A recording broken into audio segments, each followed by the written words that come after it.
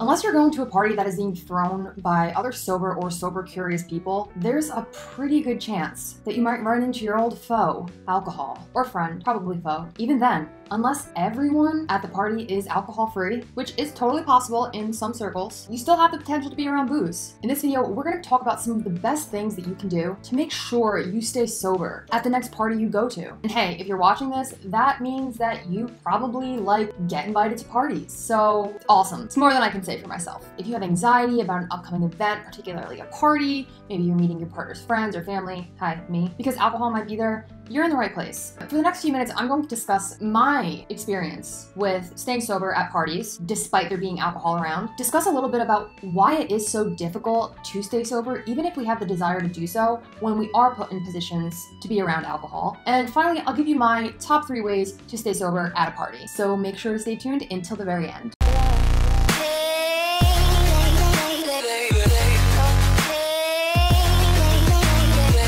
Hi everybody, I am Allie K. Campbell. This right here is my YouTube channel, which is dedicated to getting real, having fun, and living sober. As of July 2020, I have been sober for over 3 years. I try to make some of my videos pertain to early sobriety, especially because I know how difficult it was for me to navigate that weird new time in my life. So if you're in your first year of sobriety or you're still questioning whether or not you want to get sober, the internet did you good today because you're here. If you want to regularly receive sober content, including new tips every Wednesday, go ahead and subscribe to my channel. There's a button somewhere on the screen that you can just tap real quick.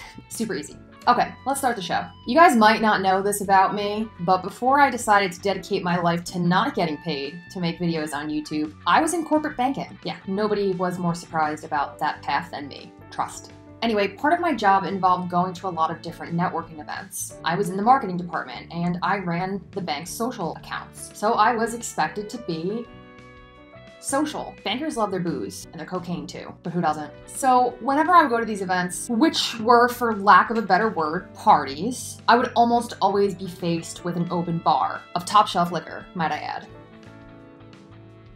After getting sober, those types of events became a lot more difficult for me to navigate. As I mentioned in earlier videos, I did get sober through a 12-step program. So when I was new to my sobriety and was faced with a major networking event / party at my new job, fully stocked with the best alcohol, dancing, and lots of chances for uncomfortable conversations with coworkers that I'd rather drink through, I did what other sober people suggested to me at the time. Before I went to the event, I reached out to my sponsor and my sober network. I also had a plan to reach out to people after the event. This is what we called sober bookends. So doing something before the event and doing something after the event. I was told that I should go into the situation with a service-oriented mind. Instead of focusing on me and all of my discomforts and yada yada yada, just try to be as helpful as I possibly can. Honestly, I was willing to do anything to not drink again, so yeah, I'd help out. I made sure to be helpful to anybody who seemed like they needed help. I took on extra duties and I let my boss know that I would be his right-hand man or right-hand woman anytime he needed something extra or that there wasn't a particular person assigned to that specific role. That felt good and it gave me purpose for the night. I was also told to bring my own car so that I can escape if need be. If I was faced with the feeling of wanting to drink, I literally could just run out of there, hop in my GeoPrism and be out. But I will be completely honest, it was not always easy for me. There were times that I would leave an event and feel almost immediately emotionally hungover just from being around alcohol. Now I don't want it, which is a big mental shift that I suggest everybody who is aiming for long-term recovery has as a kind of lofty goal. For me, the goal is to not want to drink. I mean, having the goal of staying sober at a party is wonderful, and I genuinely commend you for that. But isn't the goal of going to a party, staying sober, and enjoying yourself an even better goal? I think so. So why is staying sober at parties or other events that alcohol is present so difficult, even when we've already committed to sobriety and we genuinely want to be sober? So I did a little digging and this is what I found. There could actually be, understandably, a lot of reasons why we might drink at a party after we've already put the plug in the jug. One of the biggest culprits come down to a little thing called executive control. Who's she? According to Psychology Today, executive control is an umbrella term that refers to a collection of cognitive functions, such as attention, planning, memory, initiating actions, and inhibiting actions. When our impulses get the best of us, a failure in executive control is usually to blame. So despite the fact that we've committed to staying sober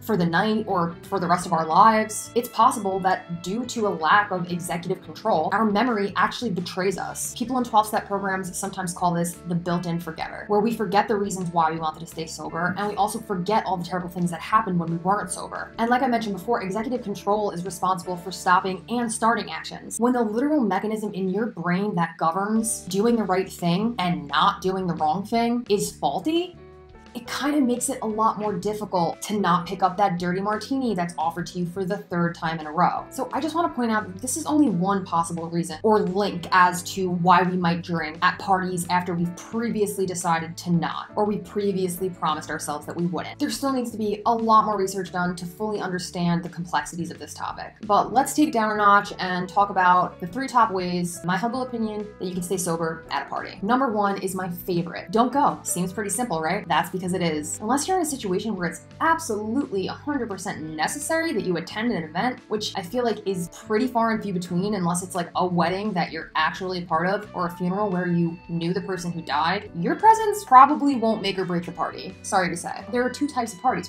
you want to go to and parties you don't want to go to. Before you get all crazy in your head and worried about whether or not you're going to be okay in front of alcohol or be around people drinking, like consider whether or not you even want to go. Perhaps you're only going because you feel pressured by your friends. Perhaps you're only going because you really don't feel like there's anything else better to do. Trust me, there is. So if you think about whether or not you want to go to the party and you realize that you don't, then boom, my work here is done. Then you just need to navigate the murky waters of declining an invitation to a party or an event that happens to have alcohol, which is a different challenge in and of itself. Okay, but what if you do want to go to the party? Then what? Well, then recognize and honor that fact. Think of the reasons you want to go. Maybe you want to see your friends and you just really love social situations. I don't get it, but maybe that's the case. Perhaps you want to blow off steam after work. Whatever your reasons are for wanting to go to the party are perfectly valid and reasonable. Just make sure that your reasons aren't secretly so that you can be around the atmosphere of alcohol and partying. Kind of like that secondhand smoke effect. Number 2 was something I mentioned earlier. Get there late and leave early. I do this at family events a lot of the time. My family are big partiers, so I like to get there a little bit late where they've already kind of started drinking, so they're a little bit loose, but leave a little early before anybody starts like blacking out and getting high. Around the time I show up, everybody's like a drink or 2 deep and not sloppy or anything like that. Then in an hour or 2, I start making my way out. At that point, it becomes obvious to me whether or not an event is really more geared towards us like spending time together and having fun and doing some kind of activity, or if it's just about like partying and getting drunk. And like, neither is wrong. Both are completely fine. It's just that if the reasoning is to like hang out and party and get drunk, like I just don't really belong there. This tip is also really useful because it helps you make a plan with specific times. So for instance, if the party starts at 4, you have a plan to get there at 4:30. And if the party ends at ? You have a plan to leave at 6. Having a plan with a time and a location involved makes it a lot easier to stick to. So at 6 p.m., I will say goodbye to everybody and get in my car to drive home. Number 3 is bring a sober friend. Don't have a sober friend? That's cool. You could always ask one of your friends to stay sober with you at the party. Unless you hang out with a bunch of drunks, which I did. I feel confident that there might be somebody in your group who is at least temporarily supportive enough to stay sober with you for a couple of hours.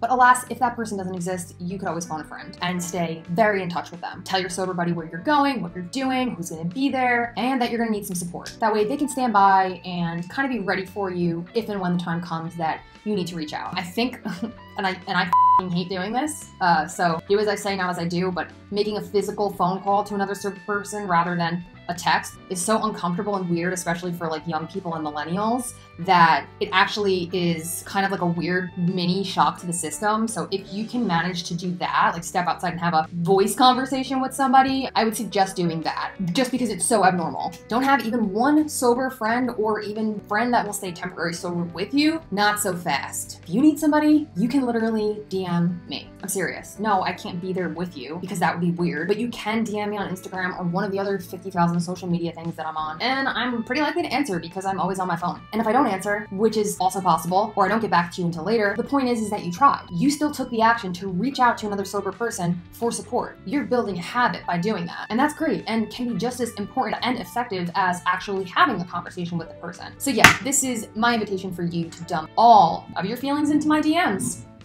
in the event that you find yourself at an event with alcohol and you don't have any other sober support. Okay, guys, that's all I have for you today. I hope you enjoyed the video. If you did, throw me a like, and if you want more content related to sobriety, then go ahead and subscribe to this channel. It's been real, it's been fun, and it's been real fun. Thank you. See you next time.